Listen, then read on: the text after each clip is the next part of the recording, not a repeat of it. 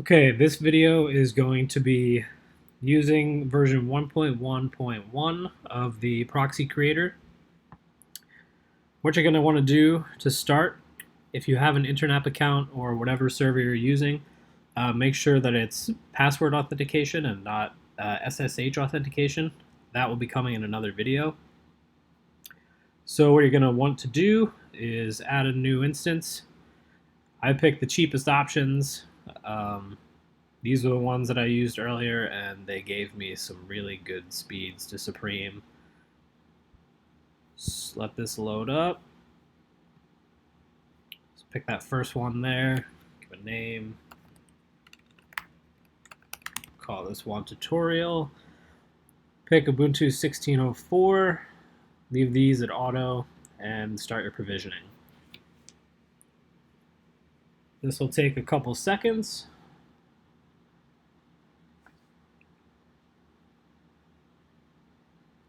The next part is kind of super important. It's going to pop up with a password. Make sure that you copy this password. Don't lose it. Otherwise, you'll have to delete your server and start a new one. There's no way to retrieve it again. This one's taking a little longer than usual. Okay, here we go. Copy. Just have a text edit. Okay. Sometimes this refreshes automatically, sometimes it doesn't. If it doesn't, just do a manual refresh. And you're going to want to copy the first IP address here. This is your front-end IP address. Get that into your document as well. Okay, so now that we have the server set up, we're going to get into the configuration files. So in the configuration folder of the Proxy Creator, you are going to see all these JavaScript files. You're going to want an editor to edit them with. I'm using Atom. It was recommended in the chat as the best one, and so far it's been good for me. I made a bunch of duplicates because I edit them a lot. And so you're going to want to click on the default, whichever you choose. So this part is important. For the SSH settings, make sure you remove the quotations in the entire line. Type null. Since we're doing password authentication, we just want this part to be ignored for now. Server host is where you're going to paste your server IP address. So copy that. Paste it in between the quotations. Server user is root. Server pass. Obviously the password you got when you started up the server. Make sure it's in quotations. Proxy port, I'm going to use 3128. Like I said in the other video, that's just what worked for me, so I'm sticking with it for now. Choose your own authentication. I'll just use admin password. Next part is really important, otherwise it's not going to recognize the setup or the configuration file in the Proxy Creator. Make sure that you select this comma, move down to line 28, delete that next entry. That's if you're doing multiple proxies, and since we're only doing one right now, we just need this one here. Save your file, go back into your configuration directory. I'm going to delete this.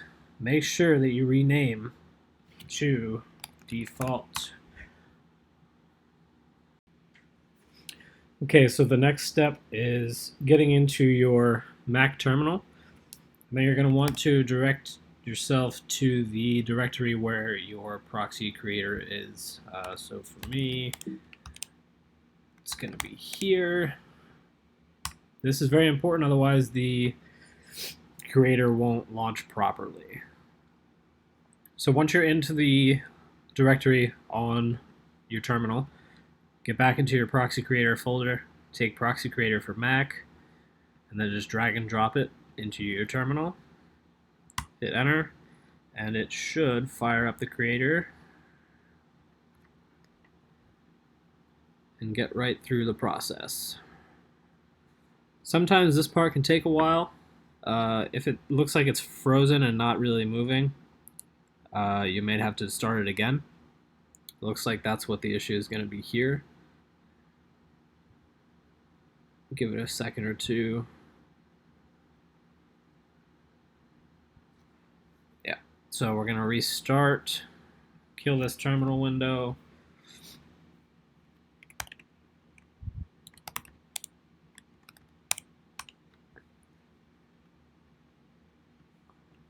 Run it again, and this time we should have a working proxy. So what I'm going to do is just add my authentication stuff here,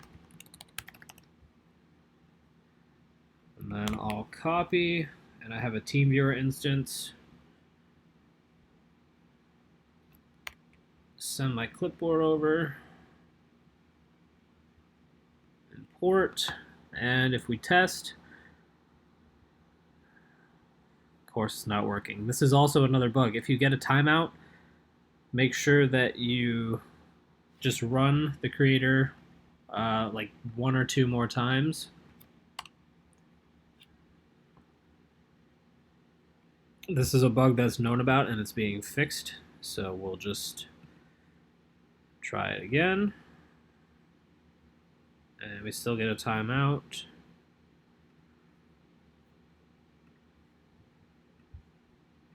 Try it again.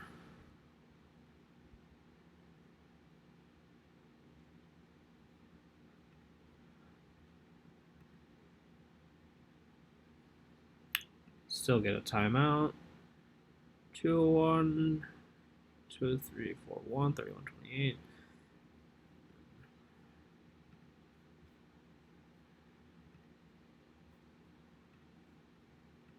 Try it again. Usually doesn't take this many tries.